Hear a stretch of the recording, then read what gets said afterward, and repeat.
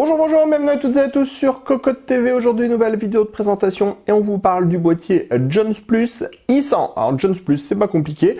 C'est une division un peu haut de gamme de chez Jonsbow. Alors, Jonsbow, on en parle assez rarement, donc on est assez content d'avoir un produit de la marque. Et donc, c'est de ce i100 dont on va vous parler. Un boîtier qui est compatible ITX, DTX, qui pourra manger les plus grosses cartes graphiques possibles et qui pourra aussi engloutir un énorme radiateur de 360 mm, tout ça en ITX avec de l'aluminium à l'extérieur, du verre trempé sur les côtés.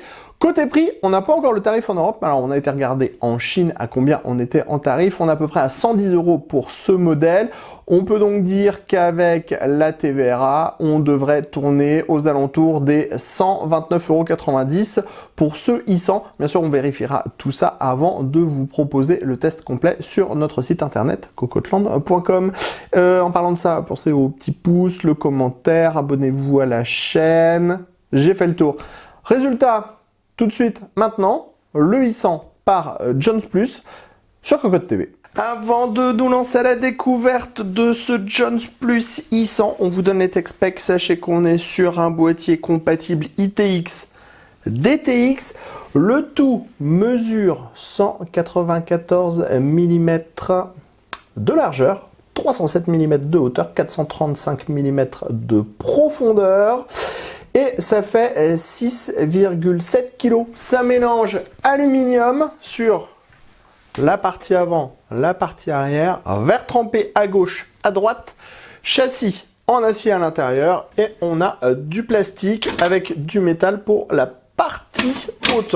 Et vous allez le voir, le boîtier il est juste absolument superbe.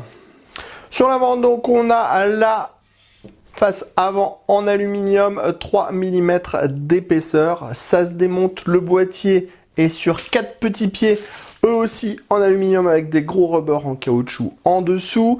C'est livré démonté les petits pieds, donc il faudra les installer. On a des petits traits hauts si on veut que ça soit encore un petit peu plus haut. Vraiment très beau. Côté gauche, panneau en verre trempé avec des pourtours qui sont peints. Attention, c'est très teinté. À l'arrière, partie en aluminium, on va y revenir. Sachez qu'on trouve le même panneau à gauche qu'à droite. La preuve en image. Aussi du côté droit, un panneau en verre trempé, même épaisseur que le panneau en aluminium, 3 mm, avec des pourtours qui sont peints, tout comme sur le côté gauche. Sur le dessus du boîtier, on retrouve une grande grille qui est en plastique avec quelques supports en acier, dont des aimants pour pouvoir être maintenus sur la partie supérieure. Et on trouve un filtre textile en dessous. Cette partie est amovible, il suffit de la tirer comme ceci. On vous montre la partie inférieure. En dessous, on trouve une grille. La grille, elle est amovible. Si vous ne voulez pas vous servir de cette partie-là, pof, vous la démontez. Merci, au revoir, bye bye. La grille, elle est compatible 3 fois 120 mm ou 2 fois 140 mm.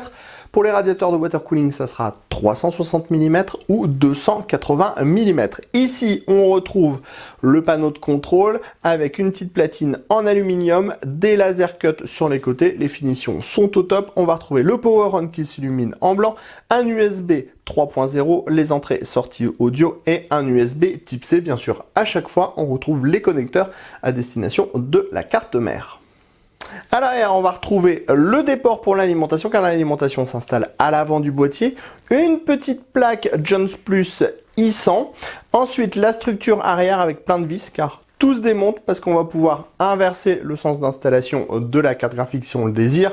Reculer le plateau de la carte mère, car le boîtier est compatible avec les énormes ventirats de CPU. On peut aller jusqu'à 166 mm de hauteur si on met la carte mère au fond. Si on sépare le boîtier en deux, ça sera 77 mm de hauteur maximum pour le ventilateur de CPU qui sera du coup sur le côté gauche et énorme carte graphique du côté droit, même en triple slot. Alors que si on fait espace maxi pour la carte mère avec gros ventilateur de CPU, du coup on n'est que sur 2 slots dans la partie basse. On en reparlera tout à l'heure. On continue avec l'accès backplate. Là, on est en configuration carte mère à gauche, carte graphique à droite. 2 slots à 90 degrés pour la carte graphique. Vous avez vu, on a 2 slots physiques. Si votre carte graphique occupe 2 slots et demi, voire 3 slots, mais qu'elle est toujours en 2 slots physiques, ça rentrera sans problème. Et on a donc ce très joli pourtour en aluminium 3 mm. Sous le Jones Plus i100, on va avoir les pieds.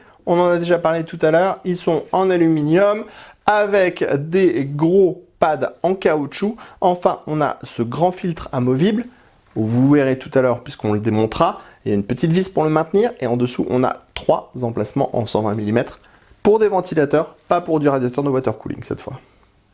Place maintenant à l'intérieur de ce i100. Alors vous allez le voir, on est sur de l'ITX, donc c'est très simple. De ce côté-là, on va voir carte graphique SSD. De l'autre côté, carte mère alimentation. Alors on commence ici à l'avant où on a une toute petite platine pour les SSD ou pour les disques durs 2,5 pouces. On pourra en installer un en interne, un en externe et ça tient avec 2 petites vis. Ensuite ici, on a une grille d'aération à destination de l'alimentation. L'alimentation, elle pourra être en SFX large ou en ATX, on va y revenir après. Elle se fixe dans la partie haute et on pourra moduler la hauteur ici du plateau. C'est assez bien fait aussi. Ensuite, on a ici le riser. Alors le riser, il n'est pas installé de base, on vous l'a juste montré et installé pour que vous puissiez le voir. Il est maintenu avec 2 vis. On a ensuite un riser qui est découpé en 1, 2, 3, 4, 5, 6 broches. La finition est très bonne et derrière, on va avoir le large accès backplate pour pouvoir, par exemple, fixer un ventirad CPU après. Sur le côté gauche, on va justement avoir les 2 slots de fixation pour la carte graphique à 90 degrés via le riser qui est livré de base. On pourra mettre de la carte graphique en 3 slots, mais il faudra que la carte graphique reste en 2 slots à attacher. On pourra bien mettre du 3 slots attachés, vous allez le voir dans la vidéo, ça passe sans problème. On passe justement de l'autre côté avec, sur la droite, l'emplacement de l'alimentation avec l'emplacement de la plaque IO Shield. On a un passage par en dessous, on a le riser qui revient par devant. Ici, on a l'emplacement à destination de l'alimentation, SFX, SFX large, ATX, tout est compatible. On a un passage ici avec un passage avec un cache en caoutchouc, un deuxième passage en dessous, un troisième passage ici, encore du passage là, encore du passage là. Ça va permettre d'organiser assez facilement l'intérieur du boîtier. Bien sûr, quasiment tout est démontable. Vous pourrez retirer les différentes platines, les repositionner, les retirer. C'est vraiment intéressant. Enfin, ici, vous le voyez, on a toutes les sorties des différents câbles qu'on va pouvoir emmener via les différents passages à la carte mère. On termine sur la face avant.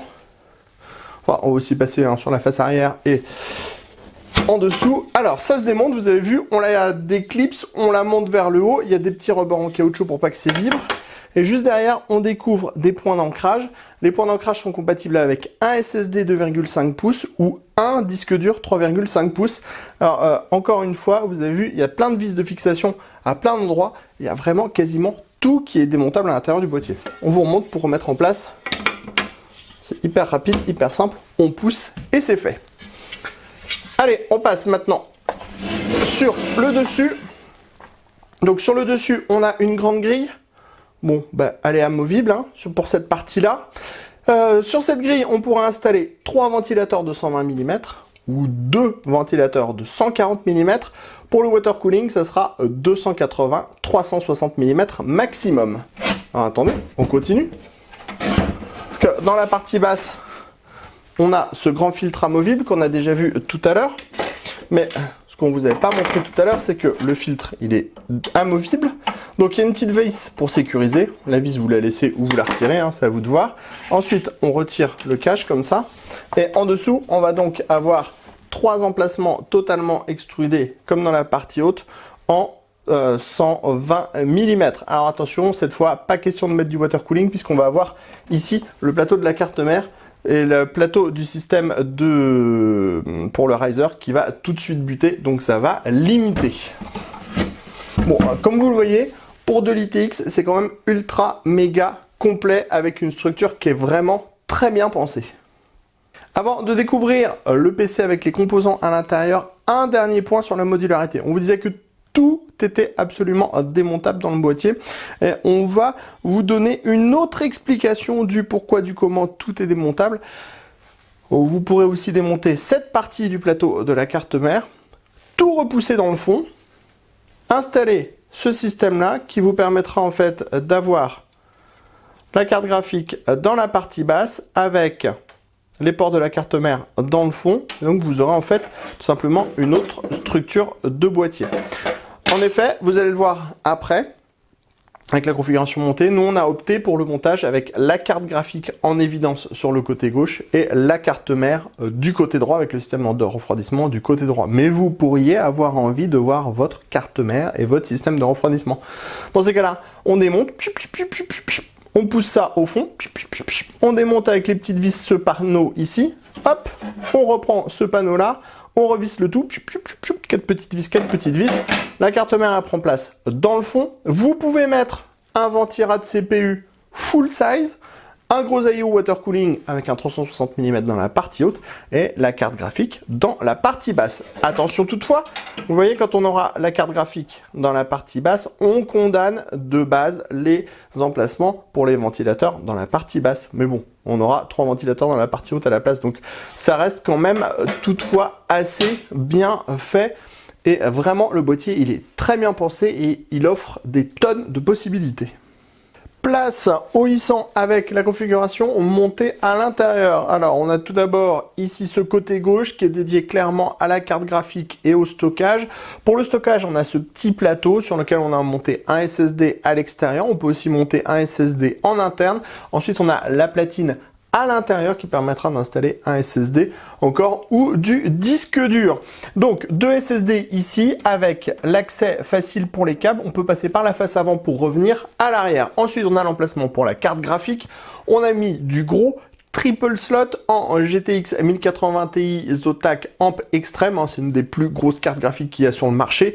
Elle est plus haute que la normale, plus longue que la normale, plus large que la normale. Pourtant, on est dans un boîtier ITX et ça passe sans aucun problème. On voit ici, on a le riser qui vient de la carte mère, qui affleure le plateau de la carte mère, qui vient se dissimuler derrière la carte graphique et qui a son point de fixation ici. C'est très bien fait, très pratique, très facile à utiliser.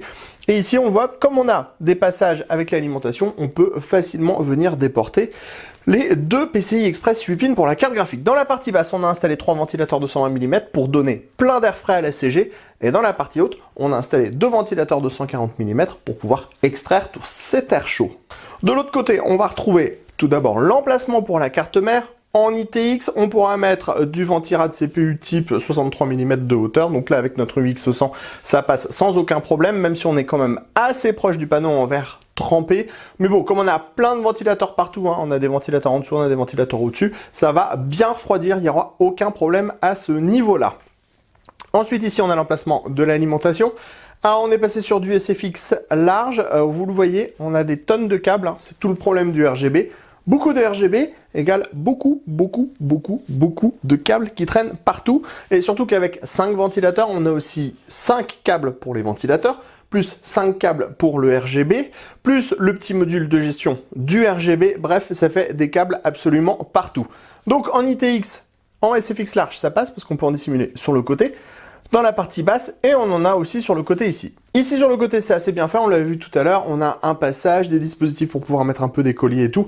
Résultat, ça fait quelque chose qui est quand même très propre. Allez, zou, on vous le montre une fois allumé. On en termine de ce tour de ce Jones Plus i100 avec la machine allumée. Bon, clairement, de base, la machine, elle arrive sans aucun ventilateur. Donc, si on allume la machine comme elle est livrée avec votre matos à l'intérieur, vous allez voir votre matos, pas de RGB, aucun truc comme ça. Nous, pour le montage, vous l'avez vu, on a installé 3 ventilateurs RGB de 120 mm dans la partie basse, 2 ventilateurs de 140 mm dans la partie haute. Ça nous donne un RGB qui est très discret parce que les 2 panneaux en verre trempé en fait sont ultra méga fumés. Donc clairement on voit à peine la carte graphique, c'est-à-dire qu'on voit bien le système RGB mais on voit pas du tout la CG. Donc il faudra soit avoir des ventilateurs RGB qui tournent en rond si on veut distinguer un petit peu plus la carte graphique. Par exemple, on voit bien que même les ventilateurs du bas, on les voit vraiment à peine. On vous montre l'autre côté avec le ventirad CPU. Donc là aussi on est sur un système RGB, c'est pareil, comme on est sur un panneau en verre trempé qui est ultra foncé puisque c'est le même panneau à gauche et à droite, on verra en fait assez peu le RGB. De toute façon, avec le design du boîtier, on est plus là pour tabler sur quelque chose de hyper discret, hyper sobre, sans RGB, Clairement, c'est là tout l'intérêt de ce i100 par Jones Plus. Sur ce, on se donne rendez-vous très prochainement sur cocotland.com pour toutes nos news et tous nos articles à propos du matériel informatique. Et on se donne rendez-vous aussi sur notre chaîne Cocotte TV pour toutes nos prochaines vidéos. Sur ce, on vous dit à très bientôt.